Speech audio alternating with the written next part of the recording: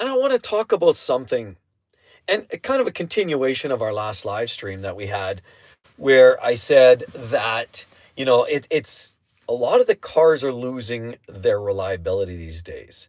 So the decision to buy a car is always should be based more on your likes, your needs, your wants, and really a little less than some of the basic attributes like, reliability is important, but the problem is every vehicle these days has something.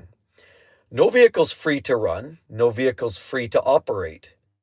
And I literally want to talk about the only car you should be buying today. I'm going to get to that here in a bit. But there's only one vehicle that we should all be buying. And I'll talk about that following the fact that I just want to add the preface, of course, every vehicle has some issues. I don't care if you're driving a Toyota, a Honda, a Dodge, Ram, Jeep. Every vehicle has its issues. And welcome back again, of course, to Exotic Car Play Place. Thanks for dropping by in the live stream again. And today, I think what we'll do is we'll stick to the script of the only car that you should be buying today. And the beauty is, I'm out doing a vertical live stream because it appears as though my regular internet service provider is still sleeping behind the wheel. So we're still having problems with the technical difficulties with our regular live stream abilities. Our internet service is poor to say the least. And so I want to do a vertical live stream. I want to make sure that, see, I'm buffing and polishing. See, that's the kind of vehicle you should be driving. See, you take the time to buff it and polish it. See, I got a nice little lint-free rag right here. Very, very important to always have one of these in your vehicle. And there's a reason for that, because a lot of modern vehicles today have that shiny plastic, piano finishing. You have carbon fiber, you have chrome, you have all kinds of shiny plastics and parts. And this is the best way to keep it from scratching. That's right, lint-free fiber, lint-free or scratchless, basically, rag. Always have one on hand. But the point I'm trying to make today is that it's important that, it's more important than ever that we think about the vehicle that we're buying. Okay, oh, sorry, we have Quasar says, true, but after 130,000 kilometers, some cars totally start failing. That's true. That's true. And that's part of the thing I want to talk about today. And I agree. There's some cars that just don't last. There's a lot of cars that are junk out there. And a lot of it, we can only afford what we can afford. What's the need? Do we need a truck? Do we need an SUV because we have a growing family? Do we need a small car because we park in some tiny little car parks? And, some of these little small cars aren't built to last that long. We have Reality Revealed Facts says, is that an A12? You'll notice right there the little horsey on the headrest. We got the carbon race seats right here. It's all carbon fiber right there. It's not the most comfortable. Hi, taking Chrome Call of Duty. Hey, how's it going? This is not an 812. I was debating the 812. I love the 812, super fast, the F12s. Those are all cool cars. I personally love the mid-engine cars a little bit more if you're talking supercars. So this is not an 812. This is in fact a 296 that I bought and I took possession of it here in March. Now, that brings me to the point that I want to talk about today. The only car you should be buying today. See, because there was a time when we all thought about buying that cheap, affordable, reliable car that was low cost of maintenance. People would, you buy your Toyota, you're going to get 400,000, 300,000 kilometers out of it without even thinking about it. There's a time when you bought a Honda Accord and you could get 250, 300,000 kilometers without even thinking about it. There was a time when the Jeeps had those old 4-liter inline sixes and you could get 400,000 kilometers without even thinking about it. But times are changed. Hi, bro. Hey, how's it going, AG? Great to hear from you. Yeah, great to hear from you, AG. That's awesome. Any other hints you want to drop there, AG? Said hi. Tak Asmed says hi. And hi, again, welcome back and good morning, everybody, to Exotic Car Play Place. And I really want to touch on a subject that is very, very near and dear to my heart. Very near and dear to my heart. You've been watching a lot of my videos. I've got something like 1,300 videos now in the queue. And a lot of you are probably have seen some of those, and a lot of them. There's so many videos, you wouldn't know where to start, where to end. And I don't even know how many. I should do a count one day, collectively add all the total watch time of all the videos and see how long and see how much time you'd have to invest to actually watch all the videos. I would say the average video length, I've got some that are 15, 20 minutes. I've got some that are 8. I'd say the average is 10 minutes a piece. 10 minutes times 1,300 is 13,000 minutes. How many is that in hours? I'm not sure anybody can calculate that for me. I don't have a calculator here. Croce says, glitter, skinwalker, lizard person, stop being what? Stop being rude. And what do we have here? Carbon built on direct fuel injection kills intakes. Yeah, there's a lot of that technology now that that is unfortunately going to be very costly to fix. And Croce Jinx says, please be warned. About what? What's the warning? This thing is not human. What's not human? What are we talking about here? Sorry, I'm getting a little off track here, and we're talking about the best cars that you should be buying. If you've been thinking about buying a car, I can't help but suggest that it's more than just reliability today. Because, see, 20 years ago, we'd worry about, buying that reliable car that could get us around forever. And the problem is it wasn't so much of a focus because all cars were kind of the same. Some cars just lasted, some cars kind of didn't so much, but none of them lasted as long as they do today. Like, as long, we keep talking about reliability in cars that don't last. The fact remains is they're lasting longer today than they did, say, 30 years ago when we had, say, leaded fuels, engines that weren't well built, leaky gaskets, the gasket materials weren't well made. And a lot of these cars just weren't built to last very long. And then we went through a period of time where the advancements made them better. Fuel injection, better gasket materials. Cars all became more reliable. And that sort of peaked in my mind a few short years ago. Yo, Mark and chat. Ahmed, hey, how's it? Great to have you back there, Ahmed. It's again, lovely to have you back, and lovely to have everybody back here, and good morning. I know we've had some troubles with some of the technical difficulties with some of our live streams with the desktop. So I said, the heck with it. We're going to go with this unit instead. We're going to go with the remote and a vertical instead. What are your reviews about 911 GT3 Touring? I think any 911 is super. Would you buy the new 911 Carrera T? I would certainly look at any of those. For me, I think it comes down to the budget more than anything, because every 911 sort of delivers on that element. The GT3 RS, GT2 RS previous generation are a little intense. They're a little hardcore. And unless you're just taking it for the track, daily use is a little bit abrupt, a little rough. I've driven those cars. So it kind of depends on your purpose. And Mike says, yeah, because they're getting more complex, making it hard to fix and diagnose. Let's go. We're back. ACD, welcome back. And hopefully this live stream is going to be a little more consistent, because we had some problems on that last go around. But the thing I want to talk about, so what made you decide to go with the Ferrari over other brands? CD, I think we left off with a similar question as this in the last live stream, and the live stream is crashing. But we're better now. We're stable. We have a good live stream here, and I hope you're all enjoying it. Why did I go with the Ferrari? Well, it's, to me, this brand right here always represented something that was, it kind of had that legendary history to it. The automotive racing, F1, prototype racing, but primarily F1 racing has always been kind of something that I've always followed. and the racing heritage that it has, the sordid history that the brand has, where Enzo started and where he sort of ended off, and some of that history. It's a little bit silly, but honestly, I find it just fascinating. That key is gorgeous, yeah. And see on the back, they have these cool. See right in here, they even inscript.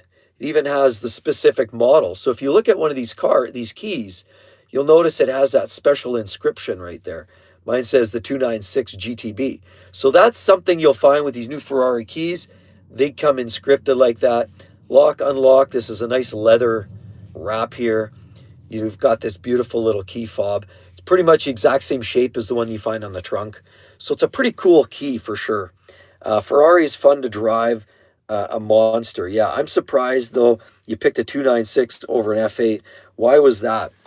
Well, so CD, I kind of, and this kind of leads to this is all evolving to the conversation about today's video. And today's, we are on track, contrary to popular belief. Today's video is primarily about the car you need to buy today. And this actually has a purpose, this video. So I'm glad you're asking that, CD. And the reason I picked this over an F8 was at the time I was ready to buy a new car. I actually wanted to treat myself for the first time ever in my life. I've never, ever, ever, ever bought a new car, ever. But we also know, buying a used Toyota is safe because nobody runs the wheels off them. But buying a used supercar was always a little bit touch and go because people kind of drive them hard. So I knew I wanted to get into a toy. I wanted to save up all my pennies, make all my trips, do, grind till I'm finally in a position where I could buy my next supercar, and I wanted to make sure it was new because I didn't want to deal with other people's problems. Start making wait till Ferrari starts making brittle key fobs. Yeah. Then it's all over. That could be a thing for sure. But I you know what? What I want to kind of say is, why did I go with the 296 over the F8 CD? I was looking at the F8. I saw a video by Vehicle Virgins. That's our buddy there, Parker Nierenstein, did a review on it. And he was absolutely blown away. Like, he was driving through the neighborhood, gunning it and letting off, gunning it, letting off. And you could tell he was just absolutely ecstatic. And I watched that video and I was so thrown by, I needed a Ferrari. Like, I knew McLarens, I've driven them. McLarens are fast as sin. But the build quality's not there. You've got half-inch gaps between door and panels. We know the quality, the reliability, all of that is a bit of a challenge. We also know depreciation is absolutely demolishing for some of those, for McLarens. So I was debating, I was thinking about maybe a 765, maybe even a 720 Spider or something like that. I even shopped them out. I priced them out. I looked at the Huracan Technica, but that was old already. It was like, 10, 12, 14 years old, whatever it was. It was getting old, and Lambo didn't have anything new yet. They didn't have the Revuelto yet. They didn't have the Temerario yet. So there was like, buy the older V10, which was great, but it's the old car. And then I knew I'd kick myself because then something fresh would come out, and then I kind of just, I knew that I would want something different. High tier nub, nice on buying a Ferrari. Appreciate that. Aston Martin are nice, but yeah, I love Astons too. They're all sweet cars. They all deliver on something, and that's the conversation about today, is that every car has a purpose, but there's only one car, and only one car that you should buy, and I'll talk about that in a second. Now, the reason I got the 296 was the F8s. When I called about it, I knew I wanted one. I saw Parker do that review. I called the dealer. They said, "Oh, sorry about your luck. We just closed the books on it. No more brand new F8s." So it was either you got to wait 5 years or 4 years. And you knew people always like play that game with Ferrari, and they, the late model Ferraris tend to hold a high value. So it's like, I didn't even want to buy wait for 2 years and buy a used F8. I kind of wanted something new. So then down the wings came the 296. I got the specs on it, the stats. I started reading about it. The more and more I started reading about it, the more and more I found I found that the 296 absolutely sorry, I got a great comment here. Quasar, as ECPP is the GOAT of cool cars. I appreciate that. I really do. By the way, Quasar, we've got a new car to the fleet, not just this one. So this one, I just took possession of it just early this year. It's brand new. It's a 25. It's a 25. So it's a new car. Still smells like new, only has 300 miles on it. But we have another new vehicle in the fleet, and I'm going to be bringing that to the channel here coming up soon too. Do you still have the M5? I do, CD, you betcha. But back to the thing. Let's just see. John Thompson said, I'm not certain about what you said about the used Toyota against a used supercar. Sure, the Toyota might not have been driven as hard, but a Ferrari driver will have it serviced better. That's a good point. Yeah, I would say that's a really good point. A lot of supercar owners do take care of their cars, at least the first owners. But the thing is, there are a lot of unknowns. I've seen a lot of horror stories. I've seen people with odometer, like these mileage blockers.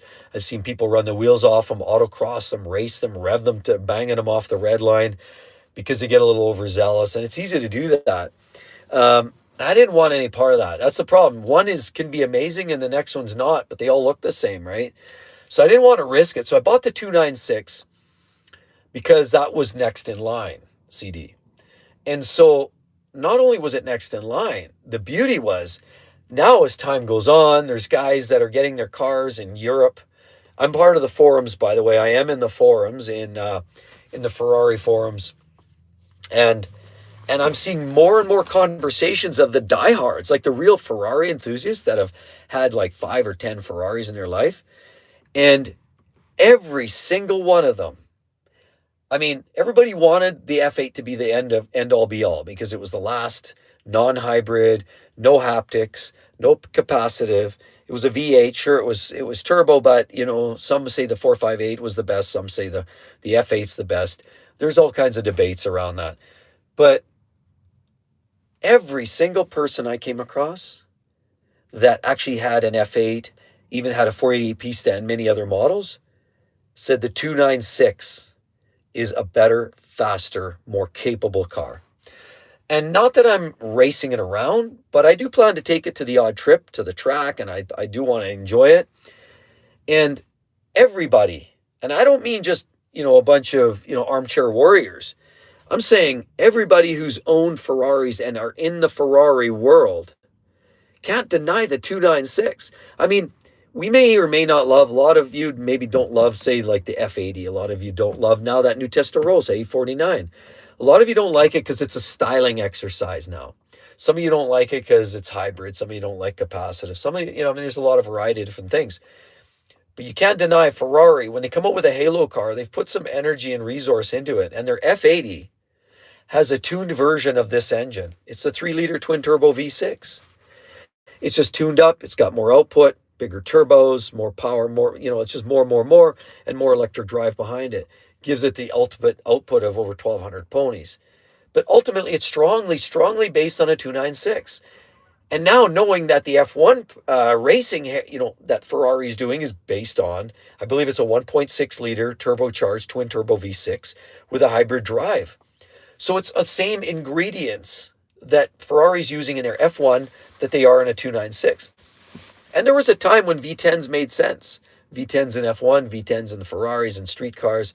Ferrari's always kind of done more the V12s or V8s, but there was a time.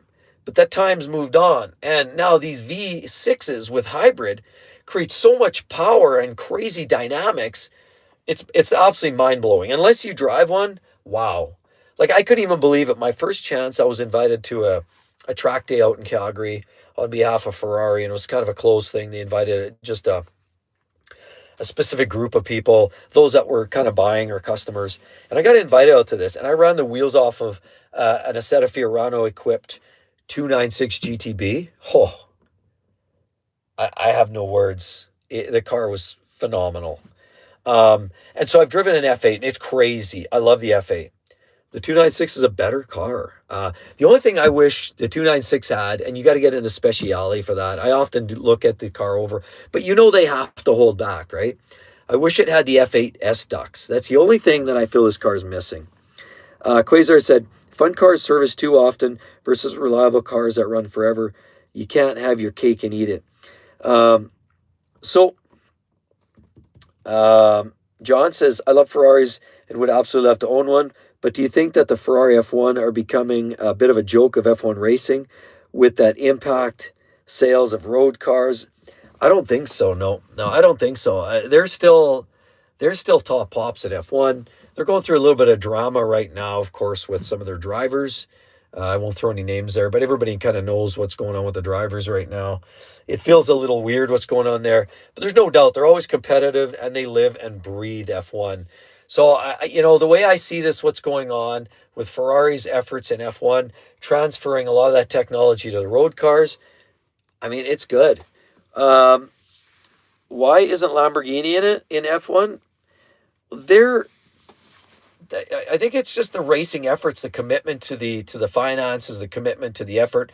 Lamborghini builds big, flashy, heavy cars that are fun and crazy sounding, but they're not really the lightweight, nimble cars that you're finding from even McLaren and Ferrari have the best steering, the most responsive throttle response, the most responsive cars that clearly you feel are really designed for racing. Lamborghini's crazy, loud, and obnoxious. I love the brand, but they're more brash and they're less about the precision in the drive. I've driven just about every Lamborghini, and they have a real presence. They have a real road presence. They have a real feel to them. Um, and you feel very cool and muscular, hairy chested when you're driving them. So they're cool. But when it's time to actually drive and you're behind the steering wheel, there's nothing better than a Ferrari and a McLaren. Like there's nothing. Porsche does well with the GT series of cars, but outside of that, these are the best. Ferrari, McLaren, to me, are some of the best. Um, how good did your old Gallardo drive, handling, Wish and such? Um, the Gallardo was not a great car. I loved it because it made cool sounds. It didn't handle like it handled. It was flat, so like it would handle high speed corners well. But if you did a quick like this, you could feel the weight out back, and it tended to kind of pendulum really badly. Whereas this car doesn't. This car feels like it's on a knife edge. The Gallardo kind of had that delayed pendulum. If you swung it too hard, it could actually get away on you. And it's all that engine behind you with that V10. Um, and all-wheel drive is never as good anyway. All-wheel drive is good for like higher speed traction for sure, but not changing directions. You tend to understeer with all-wheel drive. And that car did understeer a little bit. These Ferraris and McLarens oversteer, if anything. They're way more intense. And the Lambo was really more about the sound. The sound was phenomenal. The exhaust note from a Gallardo was one of the best. Um, but that honestly, the Huracan's 10 times better than a Gallardo. It just kind of is what it is. But even that, it's not quite the same. It's not the same as a McLaren or a Ferrari in that, that ability to change directions and all of that. You prefer the M5 V10 to the Gallardo? No, I wouldn't say that.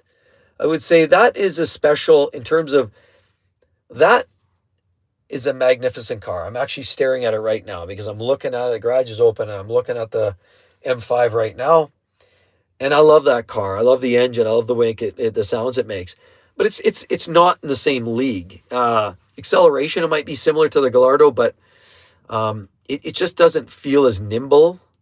It's big, it's heavy, and you feel the weight. It's a different car. It's a massive Grand Touring car that does crazy speeds. And so I love the M5, but it's not the same as the Gallardo. It's a totally different experience. I'm honestly surprised that the M5 and M6 V10s are 20K cars now, like they aren't worth more. Again, I think, my opinion, I'm not saying rush out and buy one. They're hugely expensive to fix. That's part of the problem. Um, but the other thing is, you wait until everybody's whizzing around on Jetson mobiles, those little two-cylinder turbos or purely electric vehicles. Once we're the market is saturated with that kind of crap, what we're going to find is those vehicles are going to probably call a bit more of a demand. High Tier Nub says, "Bruh, the case fail often." Coda, any reason why the BMW 8 Series failed so miserably? It's a dying market. It's a dying market. Yeah. the 8 Series was just in a place that nobody, I mean, the market was going away from that type of car. The market's not calling for big luxury, two-door, high dollar, expensive cars. Like it's not a supercar, right? And we know the market's like really fat with SUVs right now. So everybody wants an SUV, a G-Wagon, a Porsche Cayenne turbos, and Urus. Those are all hot topics. So everybody wants SUVs.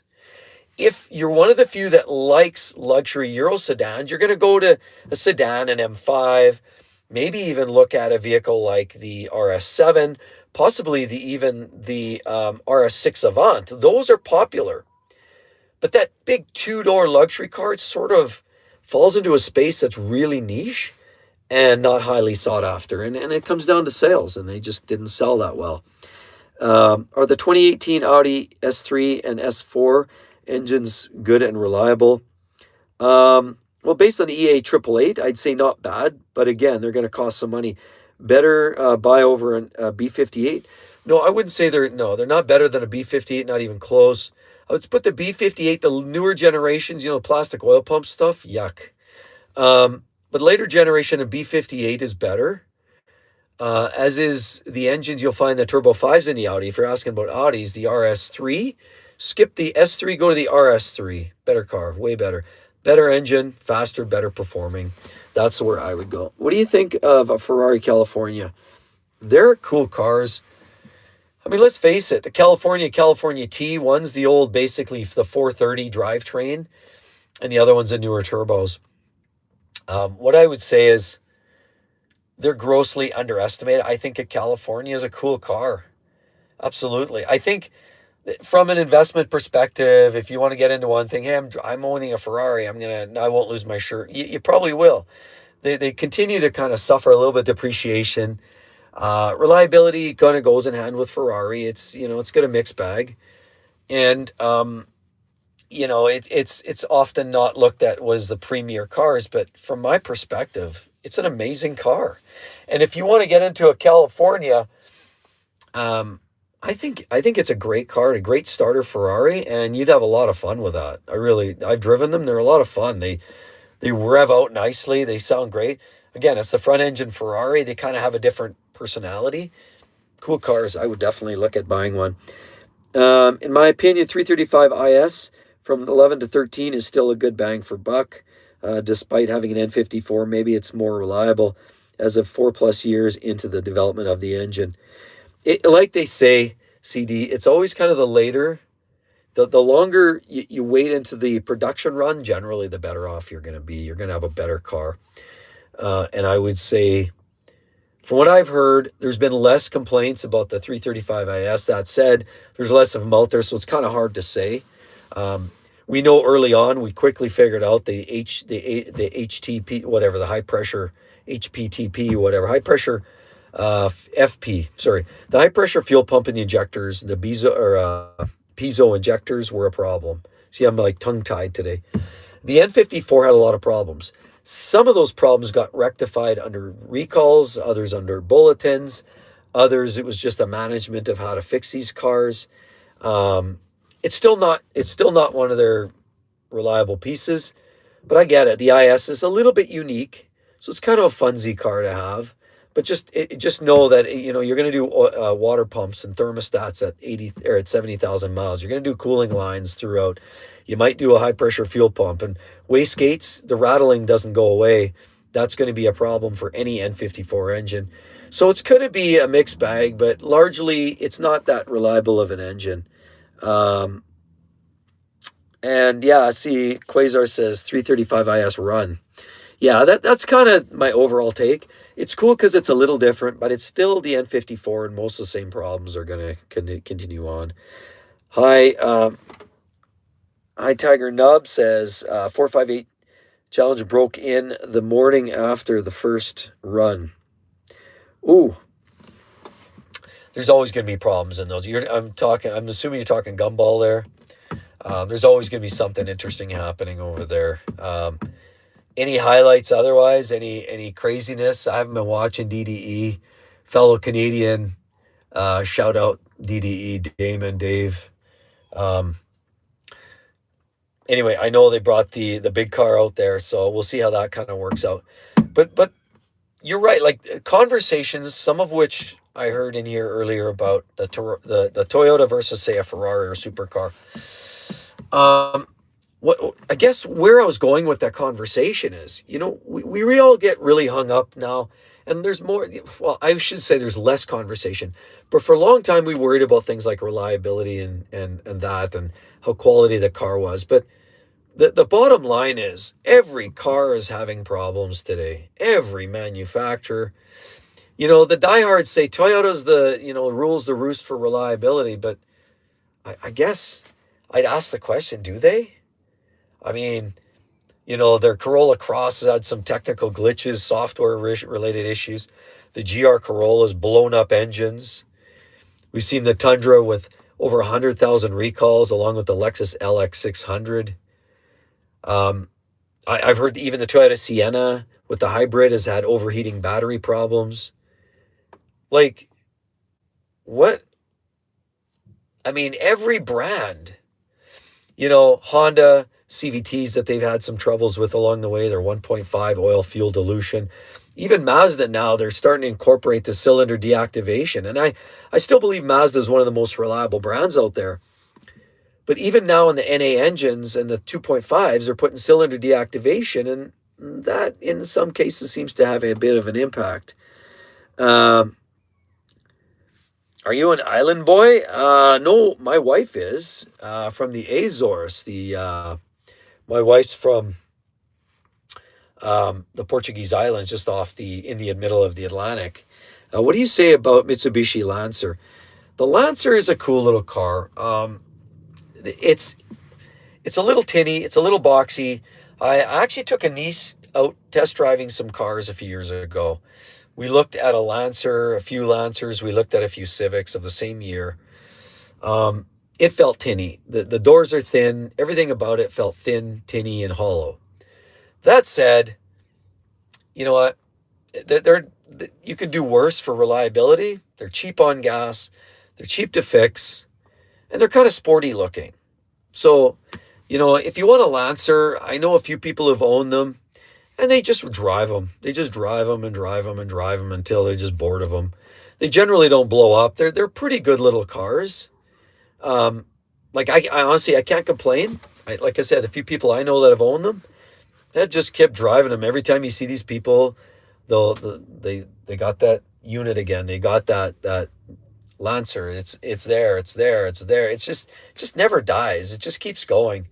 But again, they're not powerful. They're not fast. They are what they are. How about an Elantra N?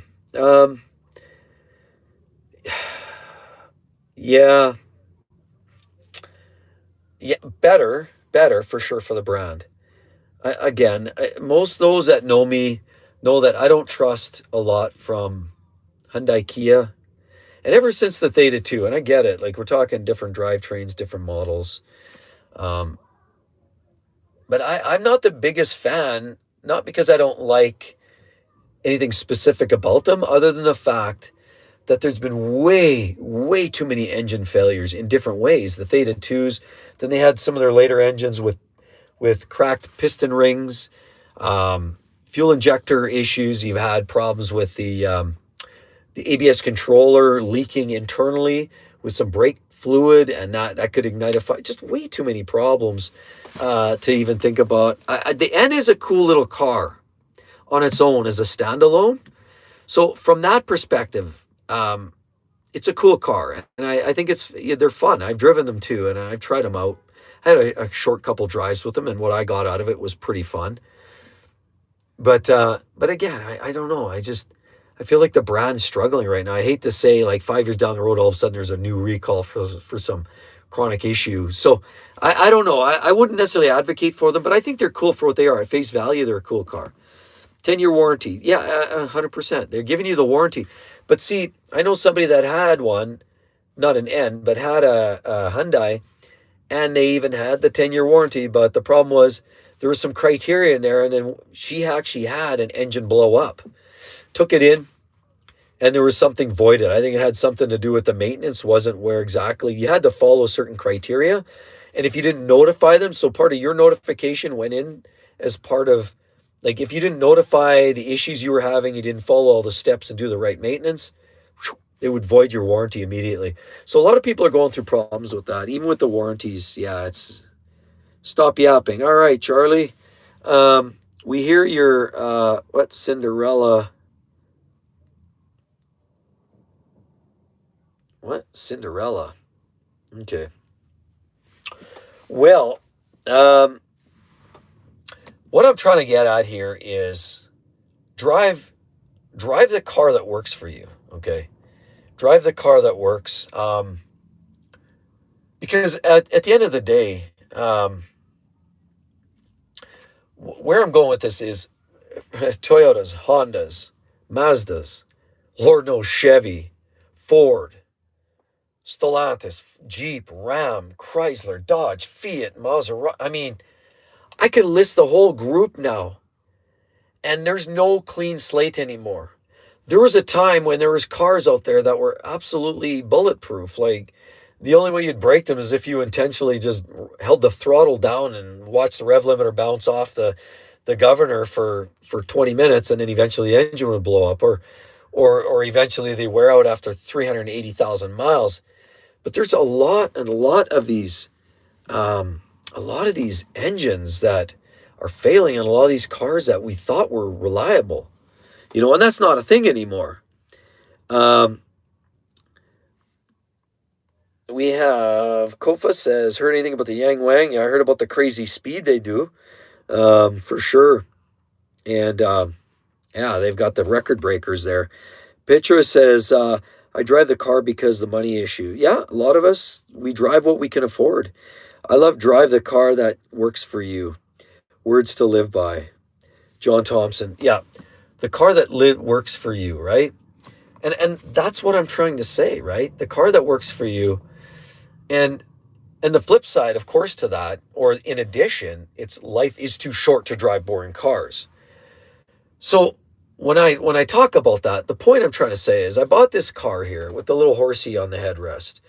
And I bought that not because it's reliable. I'm not even going to tell you or pretend that this is the most reliable car. It doesn't matter. These don't matter. These cars and their reliability or lack thereof don't matter. I don't care if I have to do expensive service every year, which, by the way, they give you 7 years on these new cars. They give you 7 years free maintenance on this car. On this car, Brown, 7 years free maintenance. So you don't have to pay for anything other than, well, if you break something or wear out tires or brakes, I mean, that's consumables. But basically, regular maintenance is covered for 7 years. And there's already discussions about extended warranties being applied from the factory on the batteries and the electric drive systems. So there's lots of warranty. The warranty is pretty comprehensive, and the maintenance is free for 7 years. So, the cost of maintenance is going to be high on these cars. But by that time, who knows? Who cares? I at that point, do I still have it? Maybe I keep it forever. Maybe I don't. The point I'm trying to make is I didn't buy this horsey on the headrest for reliability. I didn't even really buy it for depreciation as much, although Ferrari even though these hybrids kind of hurting right now, they're better than, say, the McLarens and whatnot. I bought it for an entirely different reason. And that's kind of the point I'm trying to get here. See, Coda just says, BMW for driving fun, Mercedes for luxury, Audi for quattro. 100%. 7 years is amazing. Yeah, John, it actually is. And that's a selling feature. They've been trying to get more people in the door, I think, with that. Ray says, Romeo, we found the Lincoln much more comfortable. Some of the big domestic Lincolns and Cadillacs do have that comfortable ride, but you're dealing with Ford drivetrains or Chevy drivetrains in some of those. So the interior of the car is nice, but yeah, I mean, time will tell, right? But ultimately, if you're looking for what suits your needs and what kind of vehicle you're best fitted, what you need, what you're looking for, just look around. There's lots of choices. And the point I'm trying to make is A lot of people for a while just worried about, I just want that reliable car, I'm going to buy a Toyota. But that's pointless now because most Toyotas don't even carry that same level of reliability that they once did. And so I didn't buy this car to get reliability. I bought this car to enjoy the driving experience. And it's second to none. I think you'd be hard pressed to find anything that was street legal that would be more exciting to drive than a 296. Or really a lot of Ferraris and McLarens are really up there. So I wanted that driving excitement and I wanted it on steroids. And so that's kind of what I did here. But to the point here, 100% BMW, it's going to deliver that driving fun that's attainable for most people. And BMW makes some really fun driving cars. I mean, the M cars, M competitions.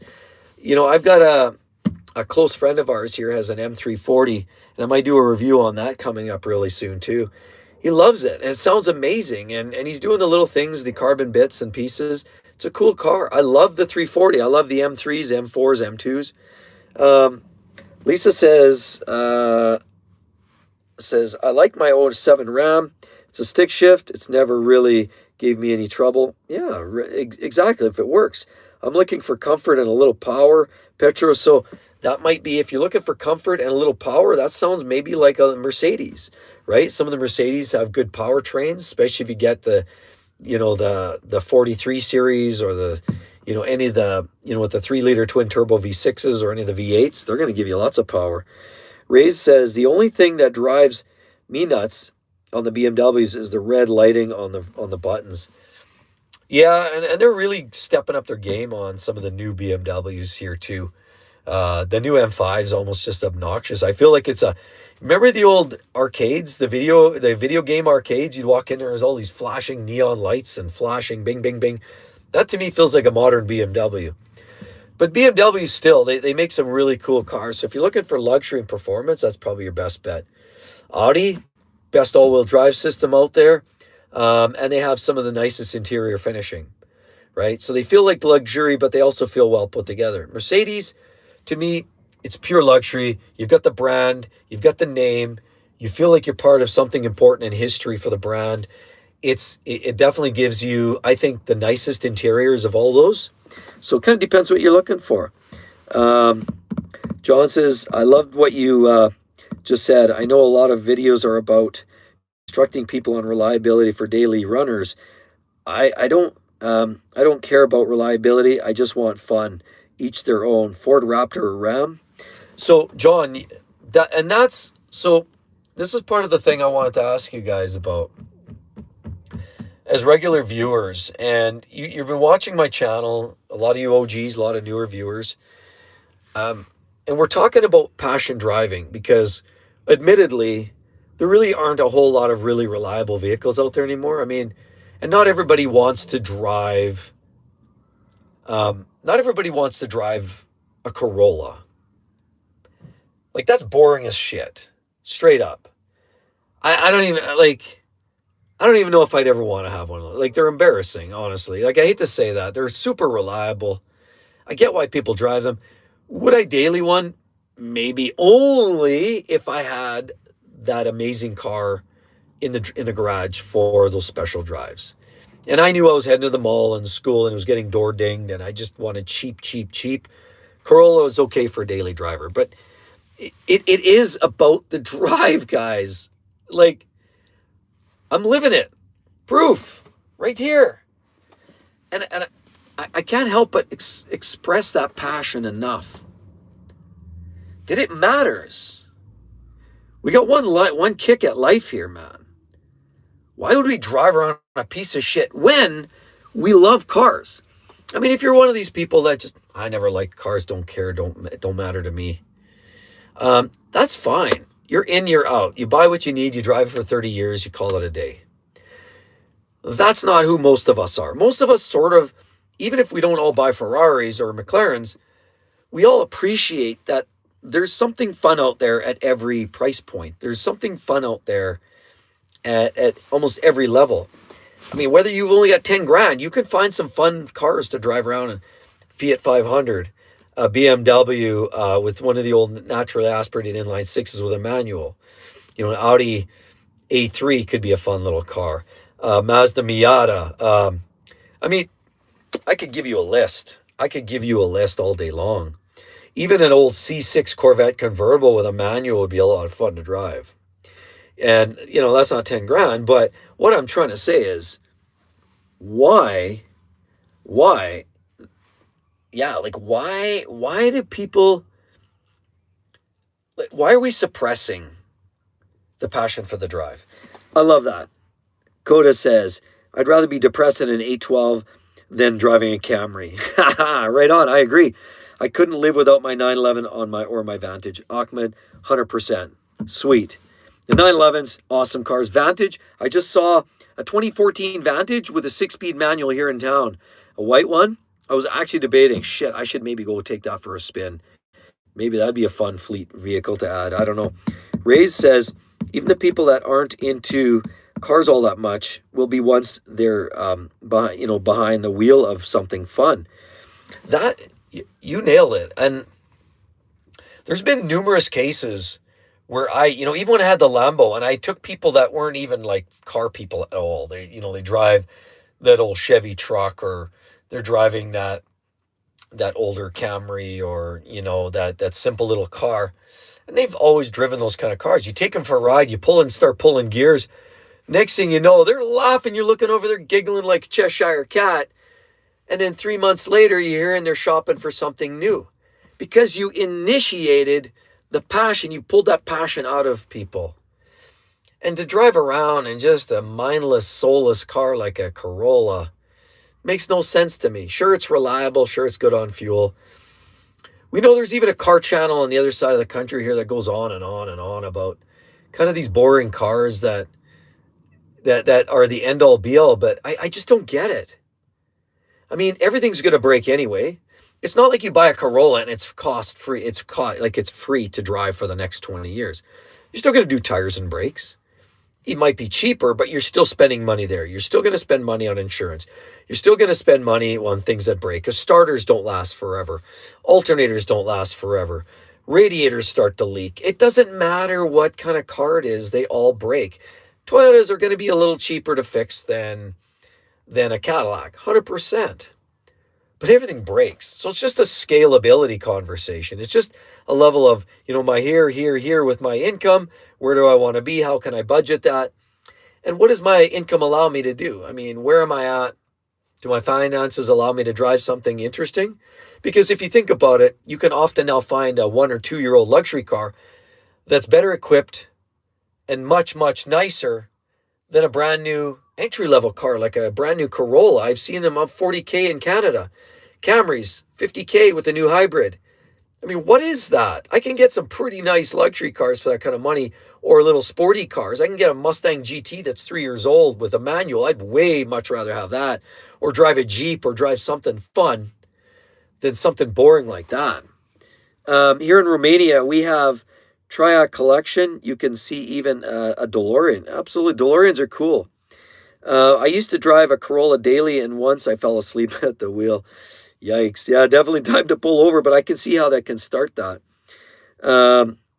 Andy says, sorry, mate, I just joined. What is the topic, please? The topic's about the one car that you should be buying. That's what we're talking about. And it's not about the fact that there's one single vehicle. Everybody has that one vehicle. The point I'm trying to make is that a lot of these vehicles, even brands that we once thought were reliable, aren't reliable anymore. Even Toyota and Honda are having shit in the bed, right? Mazda's got some problems, cylinder deactivation. Forget about Chevy and Dodge and Ram and Jeep and Ford and all that crap. They're overloaded with recalls and problems. People love those because they're loyalists. And sometimes you need a truck for fleets or for work. I get it. Again, it becomes a conversation about the need versus the want. If you need a work truck, you need a work truck. You're not going to drive your little 2-seat BMW down to work, right? But the question is, okay, that's a work truck. But what do I really enjoy doing on a Saturday night? I love cars. So I'm not going to drive around, go cruising downtown. Hey, look, I'm cruising, enjoying the life, living the life in my clapped out work truck that has mud pouring off. No, you want to have that fun car, right? So that's kind of the point is, what is that car that's right for you through needs, primarily through needs and wants. Um, but the idea is let the passion roam a little bit. Too many of us are subdued, feeling like, well, it's not the responsible thing to do. You know what's the responsible thing to do is you live your life. That's it. The owner of that collection is a billionaire. Okay, or is a billionaire. Sorry. Um, Ahmed said, I will always have some version of the 911 Carrera. To me, those are perfect. I agree, Ahmed. You know, that's like our 911 Cabrio. I love that car. It's perfect to a fault. Like, it's such a fun car. It's like wearing an old comfortable pair of running shoes. It's just an amazing ride. So, I get it. I totally know what you're saying. And the 911 is a great car. Keep driving and keep rocking it. Move around, try it, change up, you know. I would say one of the best up and coming value cars would be first generation 991, because that's the last of NA engines. I feel like that one's kind of got that new car look and feel, but still kind of that last generation going on, which is good. That's what a lot of 911s or owners are starting to really love. Rupesh says, Joy, what? Direct, okay. We also have John again. I realized during the last live stream, I was talking about a fantasy car and not a dream car, as you were talking about. You should do a fantasy car episode, McLaren F1. Yeah, I mean, I could certainly get into those conversations. And maybe those are good conversations to have on a live stream, or would those be good conversations on a short, or a good conversation on the mainstream? It's kind of remember, I already had a 2015 991.1 Carrera S, 100%, and that's kind of why I threw that out there. Amanda says, "Give us Howl Big Dog. Show us that." Yeah, that's okay. You want the big dog? I'll show you the big dog. There's the big dog right there. Is that a dog? No, that's a horse. Oh well. Anyhow, thanks for that. Moving on. Porsche is under Volkswagen, the same Lamborghini, Bugatti, Bentley, and Audi. What do you identify as? Well, I'll tell you right now. I identify as a car enthusiast, first and above all else. Does that work? So the big chat here today, everybody, and I really hope you got something from this, is that, you know, the life's worth living, okay? And if you enjoy the cars, I mean, why not buy that car or enjoy that car? Put some miles on it. Get out there, pull some gears, get out on the freeway on ramp, you know, merge in there and just crank the music up and just go for a long drive and listen to the roar of the engine. There's nothing like driving that fun car on the sun shining, you got your favorite tunes blaring.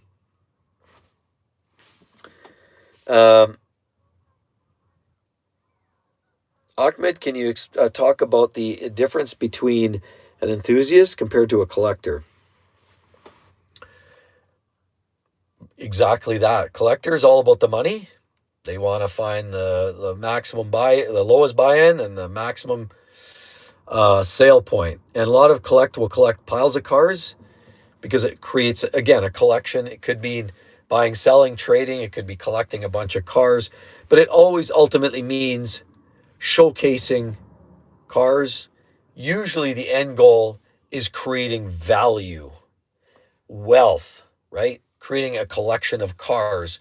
Maybe they're all the same color, the same theme. I mean, look at the Ferrari collector in California, right? The watch collector guy there. He's big in his Ferraris. He's got the yellows and he's got the reds. You know, there's a theme going on there, right? And then there's the enthusiast. He may be a bit of both. The enthusiast is one that's going to actually get out there and drive these cars. A collector probably, in most cases, won't drive them or be very selective. So I'm really all about, I'm an enthusiast, really. CX-30, it's fun to drive. What do we got here? Armada Petra says, I also have an Opel Antera SUV 4x4. Opel was under GM, under 2018. Yeah, it was. It was. It was part of the GM experience for a period of time there. Raise, sorry. I don't think the collector would work on them like the enthusiast would. That's the other part, for sure. Collectors usually have the money. If they've got the money to buy these collectible vehicles or groups of clusters of vehicles, they probably got wealth, and so they're paying people to maintain all that, and they don't want any part of wrenching on it. As a matter of fact, sometimes fixing your own cars reduces value of some of these vehicles. Let's just see here. I feel like the enthusiasts drive their cars while collectors look at them. Yeah. What Ferrari is that? This one here, as mentioned, obviously probably a little bit later in the game here. If you look on here, on the back of the key fob, it says, I don't know if you can read that right there, 296 GTB. It's a 296. So that's the new key fobs, by the way, in this newer generation of cars. So it's, I'm loving this thing, man. Straight up. I have a daily beater that I rock around in a pickup truck. When I need to go to the mall, I'm not driving this thing. Way too risky. But when I want to go for a drive, trust me, this thing here is the goods. This is where I'm going. When I want to enjoy some time, listen to some tunes, and just rock it, I'm taking the Ferrari out. Nice. Congrats. I appreciate that. And again, this should be more of, like, I want this to be more of an inspiration to all of you, that the choice, when you're buying your next car, doesn't always have to be based on the responsible. Does it have all the safety nannies? Does it have the most reliability? What's the IIHS ratings of this vehicle? Is it going to be the car you want, the car you need? And that's where I'm coming around to here. The only car you should buy is the car that makes you happy. Anyway, thanks again, everybody. Got a split. Be sure to share this with your friends, your buddies, aunts, uncles, and that dog next door wants to hear this video as well. Anyway, hope to see each and every one of you real soon, everybody. Talk to you then. Bye-bye.